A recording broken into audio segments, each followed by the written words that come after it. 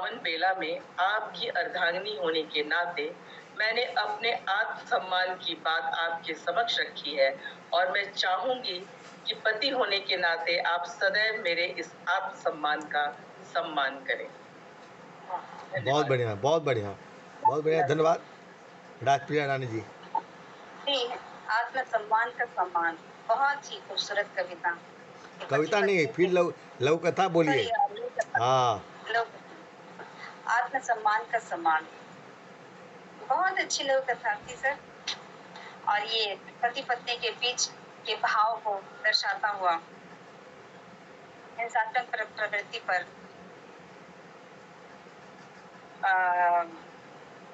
मारक की बहुत ही अच्छी कविता, बहुत ही अच्छी लघु कथा थी सर।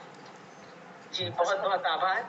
और मैं भी चाहूंगी कि निर्मल बेसर अगर इस कविता को अनुवादित कर दें बंगला में तो बहुत आभार होगा उनका।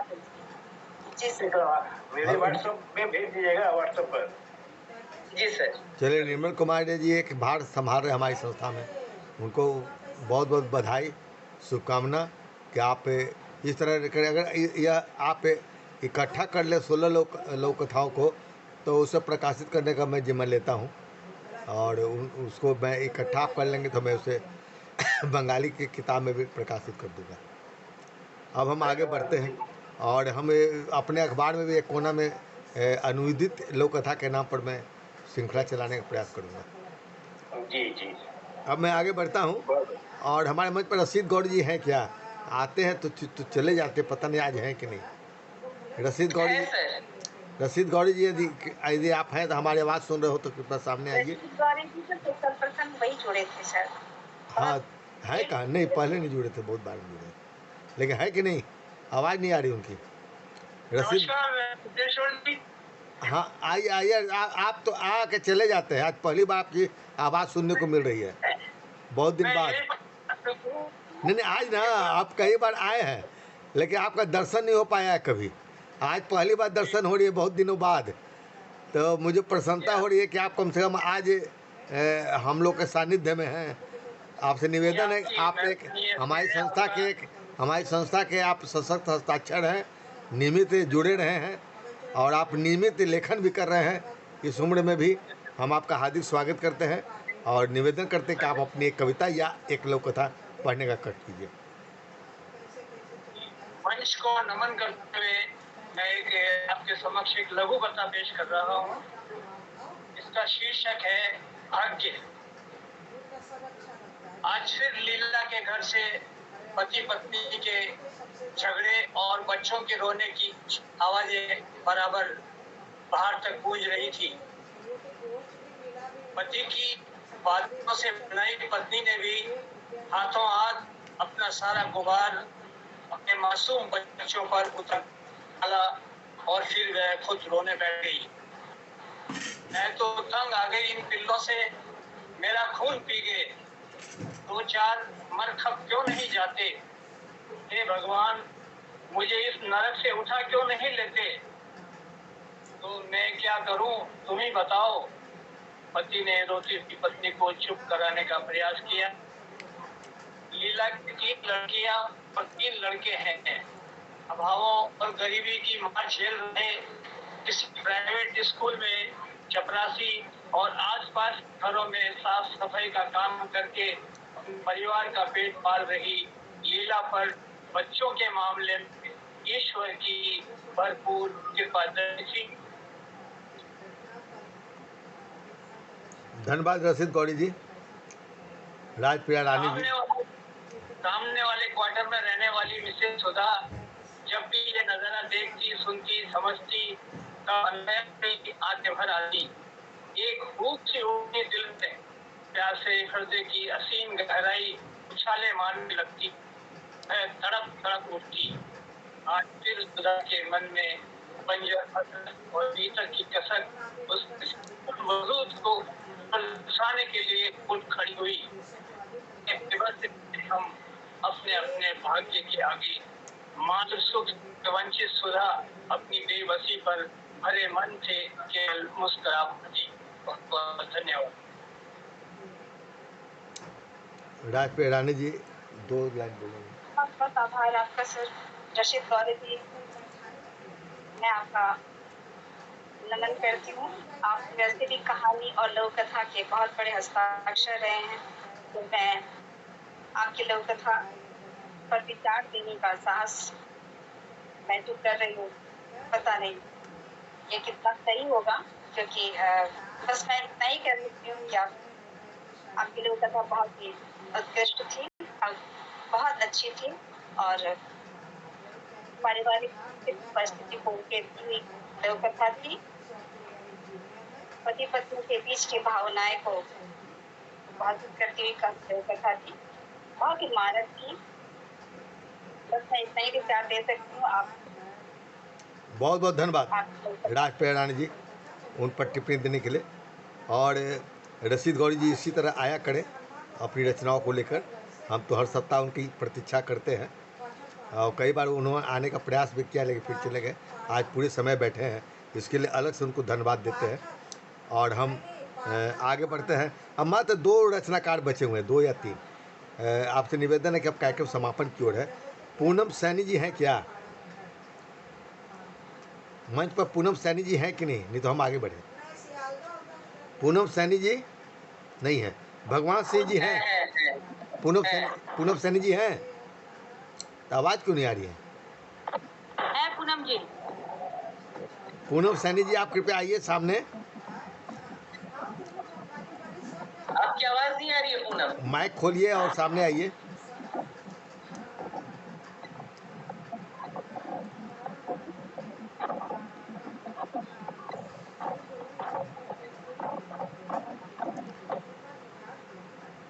नहीं आ पा रही हैं क्या? पूनम जी आप नहीं आ पा रही तो मैं आगे बढ़ूं क्या? पूनम सैनी जी ने बहुत देर से बेचारी इंतजार में थी, इसीलिए मैं चाह रहा था कि उनको छोड़ नहीं पाऊँ, लेकिन वो सामने नहीं आ पा रही हैं। तो मैं तब तक बढ़ाता हूँ। भगवान सिंह जी हैं क्या? भगवान सिंह जी? नहीं सर। नहीं तो मुझे लगता है कि लोग माइक खोल कर ये कहीं चले गए हैं। और अब तो मात्र वर्षा अग्रवाल एक और नाम रह जाता है जो बाद में जुड़ी थी। वर्षा अग्रवाल जी हैं क्या? हैं वर्षा? पूनम जी तो जुड़ गई। हाँ ठीक तो है। आइए आइए पूनम जी। हाँ ठीक से बोलिए, ठीक से आप भी बोलिए। मैं राजस्थान से हूँ। जी जी। सिक्का राजस्थान से। पूनम सैनी जी ना? हाँ जी सर। हाँ मैं पढ़िए पूनम पढ़िए। सैनी। चलिए स्वागत है, आप सभी पढ़िए। को नमस्ते। मेरा मैं ज्यादा बड़ा कुछ जानती नहीं हूँ, तो मैं अपनी एक गजल सुनाना चाहूंगी। स्वागत है। इरशाद सुनाइए। सजर सजर ए निस्बत जमाने में मुरझा चुके हैं। सजर ए निस्बत जमाने में मुरझा चुके हैं। पहर दर पहर के कीमती लम्हे जा चुके हैं। पहर दर पहर के कीमती लम्हे जा चुके हैं। गुल एतर महक रहे हैं मगर खुशबू में जरा कमी है कि महक के जमाने जा चुके हैं। खिजा आती है मगर वो बात कहाँ, पलक देखते थे जो लहराते मंजर को जा चुके हैं। कमर सब नीम सबका दिखाई अब भी देता है, मगर सबके वो आलम जा चुके हैं। तवज्जो नहीं देता आदमी अब सादगी पर, शायद वो सादगी के मंजर जा चुके हैं। नेक दिल चेहरे भी अब जरा कम मिलने लगे हैं। लगता है कशिश दौर पुराने जा चुके हैं। लगता है कशिश दौर पुराने जा चुके हैं।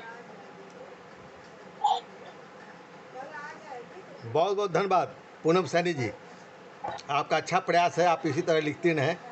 बहुत बढ़िया। राजप्रिया रानी जी आप क्या कहना चाहेंगे?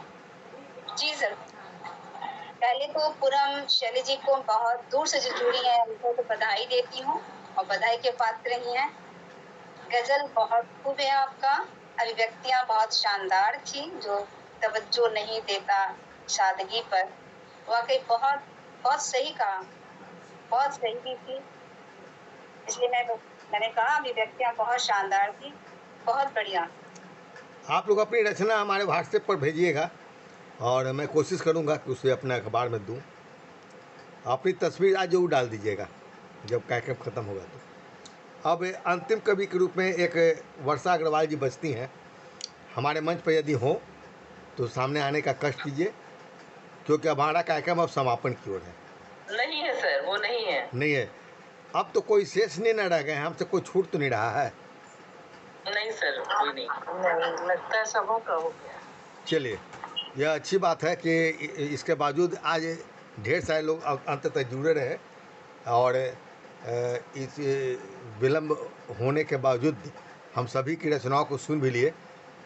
कभी कभी तो लगता है कहीं हम एक दर्जन रचनाओं को ही ना मात्र सुन पाए, एक दर्जन से अधिक रचनाओं को हम नहीं सुन पाएंगे, लेकिन आज हम काफ़ी रचनाएं और लघु कथा और कविता, तो जब भी अतिरिक्त रविवार होगा मैं कोशिश करूंगा साहित्य विविधता को लेकर आऊँ या किसी और रचना को लेकर आऊँ। आज कम से कम हमारे मंच पर 14 रचनाकारों ने अपनी रचनाओं का पाठ किया, कविता लोक कथाओं का पाठ किया। तो मैं आप सभी के प्रति बहुत बहुत आभार प्रकट करता हूँ और इस तरह ही आप लोग जुड़े रहें, आगे बढ़ते रहें, इसकी कामना करता हूँ। और छठ की आप सभी को बहुत बहुत शुभकामनाएं देता हूँ मैं। और मैं चाहूँगा कि अब अंत में शुभकामनाएं सबों को। जी, तो मैं तो पूनम जी कुछ बोलना ही चाह रही हैं, मैं चाहूँगा पूनम जी ही समापन करें धन्यवाद ज्ञापन के साथ 2 शब्द बोलते हुए।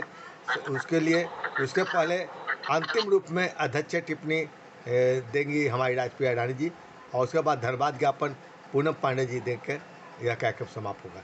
राजप्रिया रानी जी। सबसे पहले तो मैं सभी रचनाकार को जो इतने अच्छी याद कविताएं, लघु कथाएं और गजल जो प्रस्तुति दी है आप लोगों ने, बहुत बहुत शानदार थी। और आज का दिन जो छठ पर्व शुरू हुआ है, आज से शुरुआत हुई है, उसके लिए मैं बहुत बहुत बधाई शुभकामनाएं भी देती हूँ आप सभी को।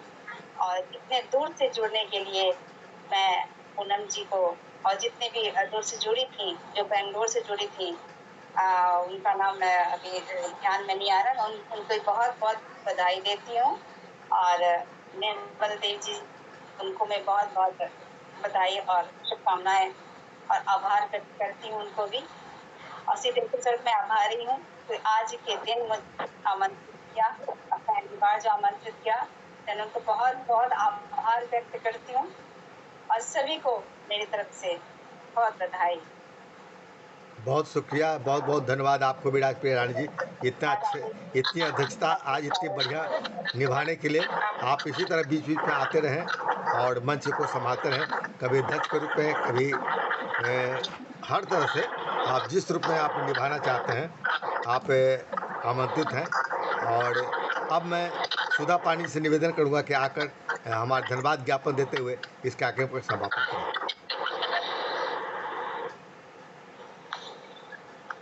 आज मंच पे इतने लोग जुड़े और सबों ने अपनी प्रस्तुति दी, मैं इसके लिए सबों को बहुत बहुत धन्यवाद देती हूँ और आभार देती हूँ, आभार करती हूँ सबों का। बहुत बहुत धन्यवाद जी। लेना तो मुश्किल है जी, लेकिन जी। तो भी मैं सबों की लघु कथाएं और कविताएं, गजल, सारी चीज़ों को ध्यान से सुना है और सबों की एक से बढ़कर एक कविताएं, लघु कथाएं थी और गजल थी, जो सभी लोगों ने, परिवार को भी लिया है और व्रत को भी लिया है। आज छठ के व्रत के लिए बहुत सारे घरों में अभी छठ मनाया जा रहा है, उसकी भी हम लोग याद करते हुए सबों को शुभकामनाएं देती हूँ और मैं सबों का यहाँ पे आभार व्यक्त करती हूँ। सबों को धन्यवाद। धन्यवाद, नमस्कार। छठ की बहुत बहुत शुभकामनाएं आप सभी को। इसी प्रकार आप आते रहे। हम लोग बहुत अच्छे समय पर मात्र 2 घंटा में हम लोग सब लोग अपनी अपनी रचनाओं को बढ़िया से प्रस्तुत कर लिए। धन्यवाद, नमस्कार, धन्यवाद सर, शुभ रात्रि, सभी को शुभ रात्रि। सभी का आभार।